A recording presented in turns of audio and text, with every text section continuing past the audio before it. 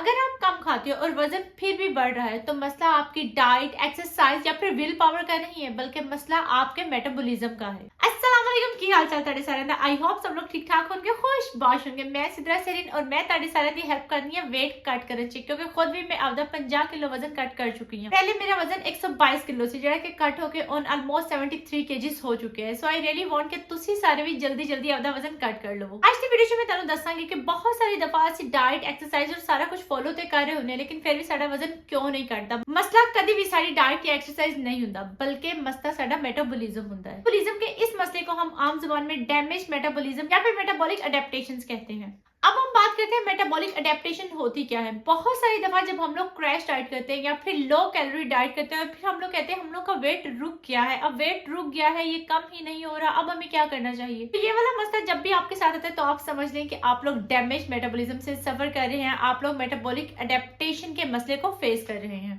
ਹੁਣ ਆਪਾਂ ਗੱਲ करने कि यह मसला ਹੁੰਦਾ क्यों है। बहुत सारी दफा ਜਦੋਂ ਅਸੀਂ ਕੱਟ ਖਾਣਾ ਸ਼ੁਰੂ ਕਰਦੇ ਨੇ ਸਾਡੀਆਂ ਕੈਲੋਰੀਜ਼ ਬਹੁਤ ਜ਼ਿਆਦਾ ਲੋ ਹੋ ਜਾਂਦੀਆਂ ਨੇ। ਸਾਡੀ ਬੋਡੀ ਨੂੰ ਇੱਕ ਥ੍ਰੈਟ ਫੀਲ ਹੋਣ ਲੱਗ ਪੈਂਦਾ ਕਿ ਉਹ એનર્ਜੀ ਤੇ ਬਹੁਤ ਜ਼ਿਆਦਾ ਘੱਟ ਹੈ, ਤੇ ਉਹ ਹਰ ਆਰਗਨ ਨੂੰ ਇਸ ਕਿਸਮ ਦੇ ਸਾਇੰਸ ਦਿੰਦੀ ਹੈ ਕਿ એનર્ਜੀ ਬਚਾਓ, ਘੱਟ એનર્ਜੀ ਖਾਓ। ਸੋ ਇਸ ਵਜ੍ਹਾ ਤੋਂ ਸਾਡੀਆਂ ਕੈਲੋਰੀਜ਼ ਬਹੁਤ ਜ਼ਿਆਦਾ ਘੱਟ ਬਰਨ ਹੋ ਰਹੀਆਂ ਹੁੰਦੀਆਂ ਨੇ और अल्टीमेटली साडा मेटाबॉलिज्म बहुत ज्यादा स्लो हो जाता है। लेकिन खुशी की गल है कि यह मेटाबॉलिज्म का स्लो होना कोई परमानेंट चीज नहीं है, एक बहुत ही बेसिक जो इशू है जो हर दूसरा बंदा जो डाइट करता है और इस चीज को फेस करता है। मेटाबॉलिक अडेप्टेशन या फिर डैमेज मेटाबॉलिज्म दी बहुत ज्यादा रीजन होंगे। पहली रीजन तो कि असं बहुत ज्यादा घट कैलोरीज वाला फूड खा रहे होंगे। दूसरी गल होंगी साडा हार्मोनल इंबैलेंस। जो असं बहुत ज्यादा घट कैलोरीज वाला फूड खाने तो साडा T3 भी घट हो जाता है, जोड़ा कि साडा मेटाबॉलिज्म का एक बहुत बेसिक हार्मोन है। जो T3 घट हो जाता है अल्टीमेटली साडा मेटाबॉलिज्म भी बहुत ज्यादा स्लो हो जाता है। इस तो अलावा साडा नीड ते ईट भी घट हो जाता है। मैं अपनी बहुत ज्यादा वीडियोस विच तुहानू नीड ते ईट के बारे दस्या होया है। नीड तो मुराद है कि नॉन एक्सरसाइज एक्टिविटी थर्मोजेनेसिस, मतलब ओ वाले जेडे कार से छोटे मोटे काम करने ओ वाले भी असि आहिस्ता आहिस्ता कट करना शुरू कर देने हैं। क्योंकि बेसिकली की हुंदा जदों असि कट कैलोरीज खाने ते साडे दिमाग नू ए सिग्नल मिलदा रहंदा कि तुसी बहुत ज्यादा कट कैलोरीज खादी होई है, लिहाजा हुण तुसी मूव नहीं करो, एनर्जी नू बचाओ। और सानू पता नहीं हुंदा लेकिन अनकॉन्शियसली असि आपदी डेली एक्टिविटी भी बहुत ज्यादा रिड्यूस कर देने हैं।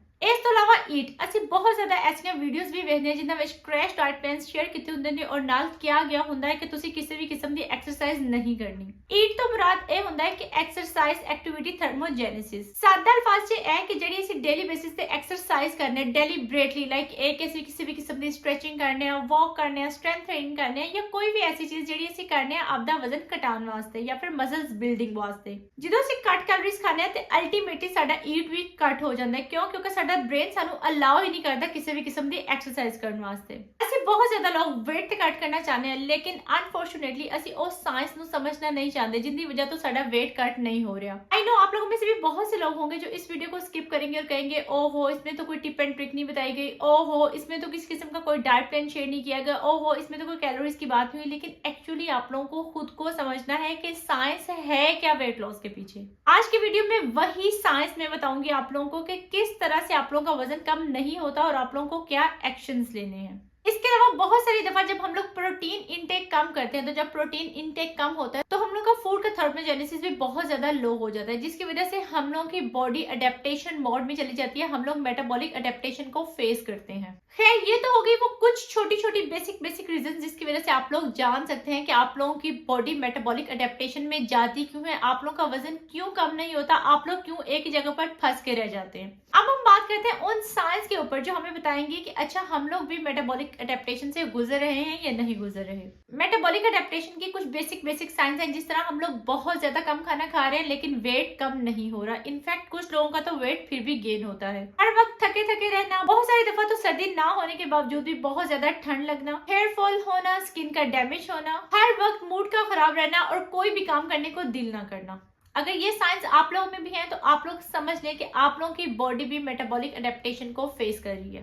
चलिए जी, हम लोगों ने बात कर ली कि मसला है क्या और हमें कैसे पता चलेगा कि ये मसला हमें है या नहीं है। लेकिन डेफिनेटली अब जब मसला पता चल गया है तो इसको हम लोगों ने सॉर्ट आउट भी करना है। तो अब हम बात करते हैं कि मेटाबॉलिक अडेप्टेशन को किस तरह हम हल कर सकते हैं, how to fix the damage metabolism. Damage metabolism ਨੂੰ ਫਿਕਸ ਕਰਨ ਦੇ ਬਸ ਦੋ ਹੀ ਤਰੀਕੇ ਨੇ ਜਿਹੜੇ ਮੋਸਟਲੀ ਇਸ ਦੁਨੀਆ ਵਿੱਚ ਇਸਤੇਮਾਲ ਹੁੰਦੇ ਨੇ।